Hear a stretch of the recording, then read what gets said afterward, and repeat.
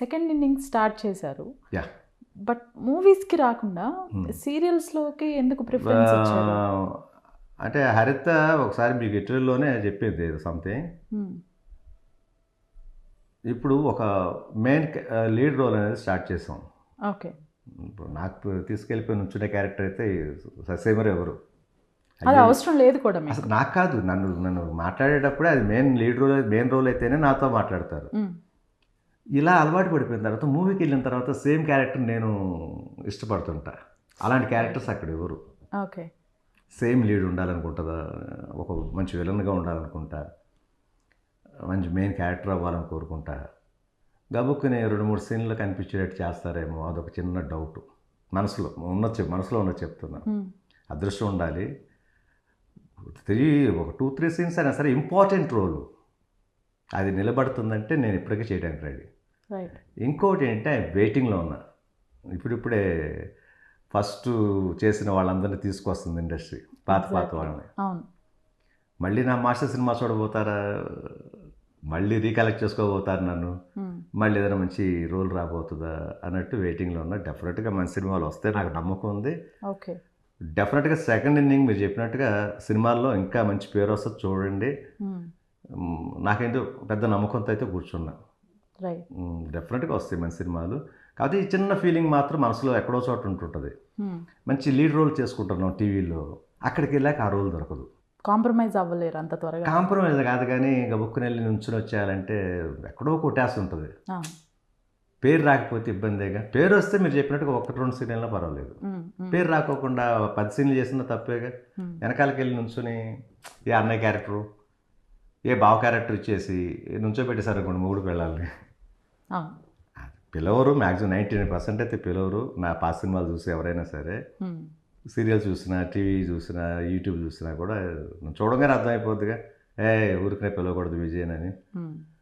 చూద్దాం మంచి క్యారెక్టర్స్ వస్తాయని చెప్పి నేను వెయిటింగ్లో ఉన్నా. మంచి క్యారెక్టర్స్ 100% వస్తే మళ్ళీ సెకండ్ ఇన్నింగ్ మీరు చెప్పినట్టుగా స్టార్ట్ చేస్తున్నాను అతి త్వరలో. సీరియల్స్ ఇప్పుడైతే ఇచ్చేస్తున్నాను.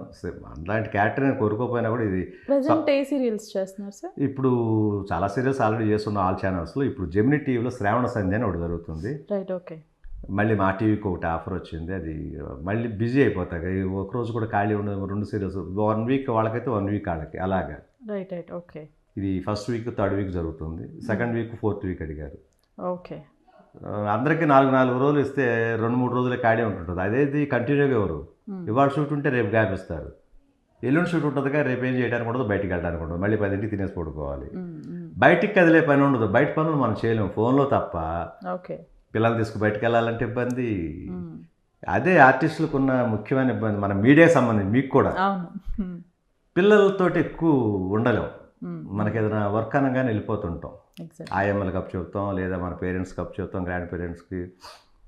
ఎవరి కప్ చెప్పినా మన అఫెక్షన్ మనకు ఉంటుంది కదా, ఎప్పుడు వెళ్ళి పిల్లలు చూద్దామని. షూటింగ్కి వెళ్ళిన కాడి నుంచి అన్న ఎప్పుడు వద్దు భయ్యా అడుగుతుంటా. పిల్లలు నేను వచ్చేంతవరకు పడుకోరు వీళ్ళు. ఓకే. అయ్యయ్య అన్న భలేవాళ్ళు మీరు అయిపోయింది పంపించారు. మ్యాక్సిమం హరితకి కానీ నాకు కానీ ఆల్మోస్ట్ సీనియర్స్ అందరికి కూడా ఎర్లీగా పంపించేస్తుంటారు టీవీలో కూడా 6-7 అంతా. నైట్ 9-10 వరకు ఉంచేది లేదు. ఫస్ట్ నుంచి ఆ రెస్పెక్ట్ అయితే ఉందిలేండి. దానివల్ల తప్పించుకున్నాను. కాకపోతే ఏంటంటే 2వ సీరియల్ కమిట్ అయితే 2 సీరియల్ చేసిన రోజులు ఉన్నాయి. బిజీ అయిపోద్ది. 1 మంత్ ఇంకో సెకండ్ సీరియల్ వచ్చింది, 3rd సీరియల్ వస్తుంది. అడ్జస్ట్మెంట్లు, డేట్స్ అసలు ఖాళీ ఉండదు. సీరియల్ అంటే మీకు తెలుసో లేదు, 5 o'clock లేగాలి. మీరు లెగుస్తారు ఒకసారి ఇంటర్వ్యూస్ అంటే 5 o'clock లేగాలి. ఏ టైంకి వస్తామో రిటర్న్ తెలియదు. భోజనాలు అక్కడే. పిల్లలు స్కూల్కి వెళ్తున్నారా, చదువుకుంటున్నారా, ఆడుకుంటున్నారా, అసలు ఎలా ఉంది. నేను చెప్పాను కదా ఇందాక చిన్న ప్రాబ్లం అంటే నేర్చేస్తారాక మేము ఎమోషన్ ఎక్కువ వచ్చేస్తుంది, ఎమోషనల్గా ఫీల్ అయిపోతాం. ఇక్కడ బాబు గారికి ఒంట్లో పోలేదంటే షూటింగ్లో ఏడుస్తుంటా. ఏంటి సార్ మీరు ఏడుస్తున్నారంటారు. నేను చూస్తేనేమో విలన్ చేస్తుంటా. ఏడుస్తుంటే చిన్నపిల్లలాగా మీరేంటి ఆడటం విజయన అసలు ఏమైంది అంటారు. ఏం లేదులే బాబుకి ఏదో హెల్త్ బాగాలేదంట, పాపకి ఏదో బాగాలేదంట, వైఫ్కి ఏదో బాగాలేదంట, మా చెల్లి ఏదో ఫోన్ చేసింది. ఆ టైంలో ఏం జరుగుతుంది చెప్పేస్తాయి. ఇలా జరిగిన దాంట్లో ఏం లేదు, చిన్న డిస్టర్బెన్స్ అంటారు అంతే. ఇదే వచ్చింది ఎక్కువ ఎమోషనల్ ఫీల్ అవటం వల్ల ఏంటంటే అప్పటికప్పుడు ఏడ్ చేయటం. ఈడేంటి చూస్తే నా భీకరంగా అనిపిస్తాడు విలన్ లాగా, మళ్ళీ ఎంత చిన్నపిల్లలాగా ఏడుస్తాడేంటి ఇది కావాలైపోయింది ఇది. రీసెంట్ వీడియోస్ చూస్తున్నాం సార్, ఓకే మీది హరిత గారిది రవళ గారిది బాండింగ్ కానివ్వండి. ఓకే ఇప్పుడు మేము వీడియోస్ చూస్తున్నది చాలా తక్కువ యాక్చువల్లీ ఫుటేజ్. అవునండి అవును. మీరు చెప్పండి అసలు ఇప్పటికీ ఎలా ఉంటుంది, మీ బాండింగ్ ఎలా ఉంటుంది, షేర్ చేసుకోవటం కానివ్వండి ముగ్గురు. ముఖ్యంగా ఏంటంటేనండి అంటే మనుషులు రకరకాలు ఉంటారు. అది మన చేతిలో ఉన్న వేళ్లే సమానంగా ఉంటూ ఏదో ఒక డైలాగ్ కూడా ఉంటుంది. మనుషుల్లో చాలా మంది రకాలు, ఫేస్ డిఫరెన్స్ ఉన్నట్టు కానీ ఒక్కొక్కళ్ళ మెంటాలిటీ ఒకలా ఉంటుంది. మా ముగ్గురిది ఏంటంటే సెంటిమెంట్ అంటే ఏడ్ చేస్తాం. సినిమా యాక్టర్స్ అయ్యిండి కూడా సినిమా సెంటిమెంట్ సీన్ వస్తుంది టీవీలో అంటే ఏడ్ చేస్తూ కూర్చుంటాం. ముగ్గురికి అది అలవాటు ఏంటో తెలియదు, ఎఫెక్షన్స్ ఎక్కువ. ఇదేంటరా మీరు సినిమా యాక్టర్లు మీరు ఏడుస్తారేంటారు, అదంతా డ్రామా కదరా అంటారు. తెలియదు, అది ఇన్వాల్వ్ అయిపోయి చూస్తుంటాం. ఏదో అన్న చెల్లిది వచ్చినా, తల్లి కొడుకులది వచ్చినా, తండ్రి కొడుకులది వచ్చినా, ఏది చూసినా సరే ఏటో అనుకోకుండా ఎక్కెక్కి మళ్ళీ మామూలు ఏడుపు కూడా కాదు, అది ఎక్కిళ్ళు ఎక్కెక్కి ఏడుస్తారంటారే అంత ఫీలింగ్. మా హరిత కొంచెం కంట్రోల్ చేస్తుంది కానీ నేను రవళైతే ఇంకా గొడవలు అంటారా, గొడవలు లేని వాళ్ళు అంటూ ఎవరు ఉండరు ఈ ప్రపంచంలో లేరు. గొడవ పడితేనే అక్కడే మళ్ళీ మనకి మైండ్ ఫ్రెష్ అవుతుంది, మళ్ళీ ఇంకా దగ్గర అవుతాం. భార్య భర్తలు కానివ్వండి, అన్న చెల్లెళ్ళు కానివ్వండి, ఎవరైనా కానీ గొడవ లేకుండా ఉన్నాం మేము చాలా హ్యాపీగా ఉన్నామనేది చాలా రాంగ్. అది ఎవ్వరు ఉండరు ఈ ప్రపంచంలో. అంతెందుకు మన దేవుడి కథలే చూస్తున్నాం చాలా వరకు. శివుడి మీద వెళ్ళి పార్వతీదేవి వెళ్ళిపోద్ది పుట్టింటికి, విష్ణుమూర్తి మీద వెళ్ళి లక్ష్మీదేవి వెళ్ళిపోయింది, దేవుడి దగ్గరే లేదు. మనుషుల దగ్గర ఎక్కడ ఉంటుంది చెప్పండి. డెఫినెట్గా గొడవ పడుతుంటారు. గొడవ పడితేనే దాంట్లో ఉన్న ఆనందం కానివ్వండి, చిన్న బ్యాడ్ అని వెళ్ళిపోయి మళ్ళీ ఫ్రెష్గా ఎఫెక్షన్ పుట్టి. మీ దగ్గర ఎక్కడ గొడవ పడతారు ఇద్దరు? చిన్నటికి డ్రెస్సులకి, ఏదైనా మూవీకి వెళ్ళకపోతే నువ్వు నన్ను పిలవకోకుండా నువ్వు ఒకడే వెళ్ళిపోతావు అని, ఫుడ్ దగ్గర ఇంతే. ఇది తప్ప నార్మల్గా ఇంట్లో కొట్టుకుంటారు కదా చిన్నపిల్లలు, సేమ్ అదే టైప్. ఈ రోజుకి అదే. మరి ఆవిడే ఫోన్ చేస్తుంది, నాతో చెప్పకుండా వెళ్ళిపోయావు సినిమాకి నువ్వు అని.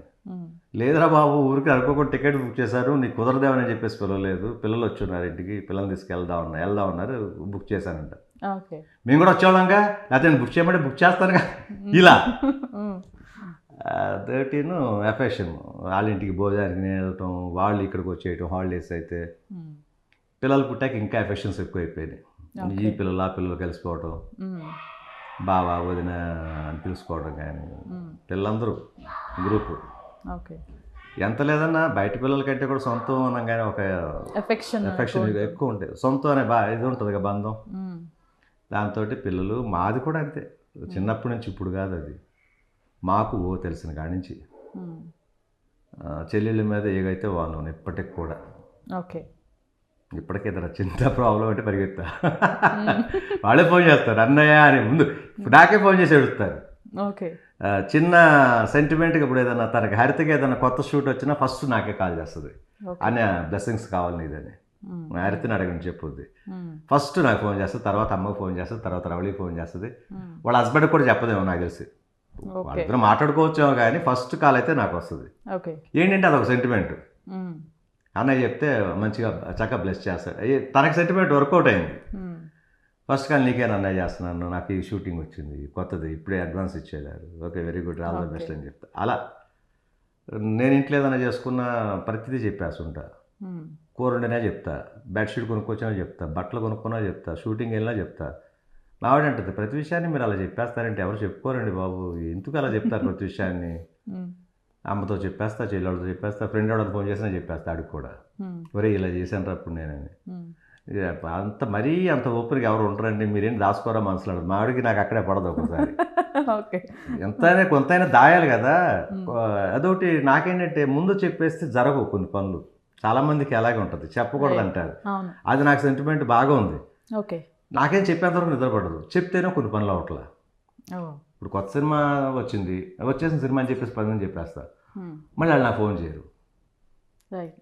ఇలాంటివి జరిగి బోల్డని చూస్తున్నా, అలాగని చెప్పి ఆపలేను, దాచుకోలేను, చెప్పాలి. ఇవి వచ్చిందిరా, సీరియల్ వచ్చిందిరా, ఇది వచ్చింది అది వచ్చింది అని.